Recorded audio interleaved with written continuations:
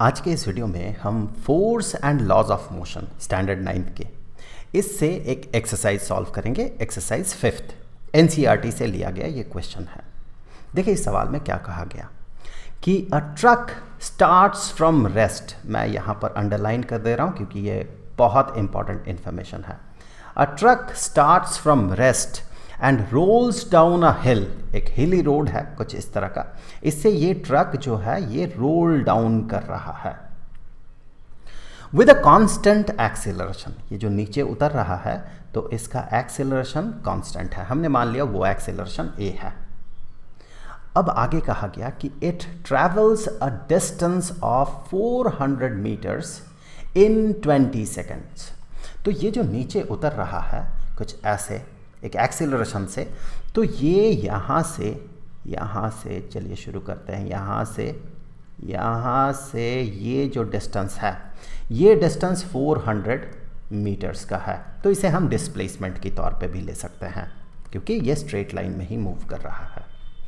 तो इतना ये डिस्प्लेसमेंट होता है इसका कितने समय में? 20 सेकेंड्स में। सो टाइम जो है ये 20 सेकेंड्स का है। मतलब यहाँ से अगर हम इसका मोशन को ऑब्जर्व कर रहे हैं, शुरुआती समय 0 सेकेंड है, हम स्टॉप वॉच शुरू करते हैं तो ये इस तरह से उतरते जाता है, 400 मीटर पहुँच जाता है। यहाँ पर हम देखते हैं कि स्टॉप वॉच में 20 सेकेंड हमें दिखेगा। तो ये डिस्टेंस ट्रैवल करने में इसे 20 सेकेंड लगा। यहाँ पर 2 क्वेश्चंस है। पहला क्वेश्चन तो ये है कि हमें इसका एक्सीलरेशन पता करना है, ये वाला, और फिर एक्सेलरेशन जब हम पता कर लेंगे उसके आगे हम इस पे लगा हुआ जो फोर्स है ये भी पता कर सकते हैं। ज़रूर इस पे फोर्स अप्लाई हो रहा होगा इस डायरेक्शन में, जिसके कारण कि इसमें एक एक्सेलरेशन बन रहा है। वही फोर्स हमें पता करना है। लेकिन सबसे पहले हम क्या करेंगे? सबसे पहले हम इस एक्सेलरेशन को पता करेंगे, ये वाला एक्सेलरेशन। तो पहला काम एक्सेलरेशन हमें पता करना है। तो देखिए हम कैसे पता करेंगे एक्सेलरेशन। गिवन इन्फॉर्मेशन जो है वो क्या है? देखिए ये 400 मीटर ट्रैवल कर रहा है 20 सेकंड में। क्या इस इंफॉर्मेशन से displacement is 400 metres and time is 20 seconds, क्या इस इंफॉर्मेशन से हम एक्सेलरेशन पता कर सकते हैं? देखिए हमें पता है कि the displacement is equal to initial velocity into time plus half into acceleration into time squared. ये काइनेमेटिक का एक बेसिक इक्वेशन है।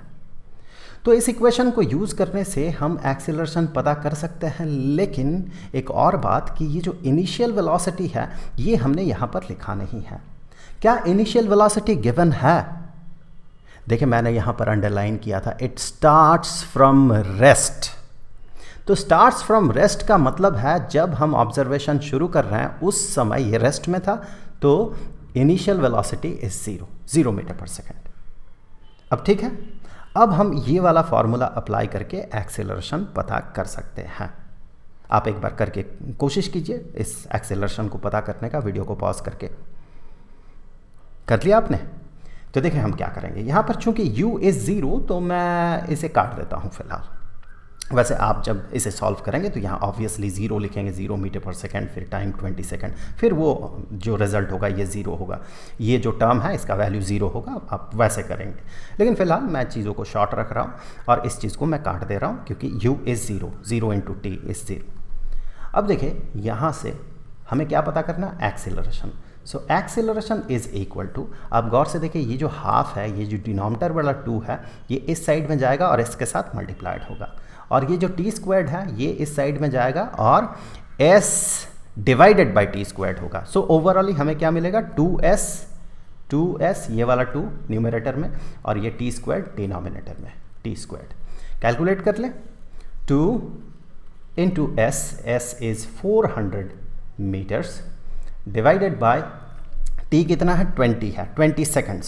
सो 20 सेकेंड्स का squared, 20 seconds whole squared.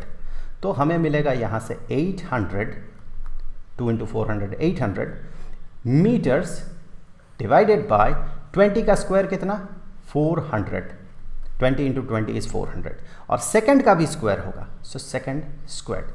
So 800 divided by 400 is 2 और यूनिट देखें आप मीटर पर सेकेंड स्क्वायर्ड, मीटर पर सेकेंड स्क्वायर्ड। यूनिट होना भी चाहिए मीटर पर सेकंड स्क्वायर, ये एक्सेलरेशन है। ओके, तो हमने क्या किया, हमने एक्सेलरेशन पता कर लिया। क्या आप अभी इस बॉडी पे लगा हुआ जो फोर्स है, इस फोर्स को पता कर सकते हैं? ऑब्वियसली इस पे फोर्स लग रहा होगा, इसीलिए तो ये रोल डाउन करके इधर आया।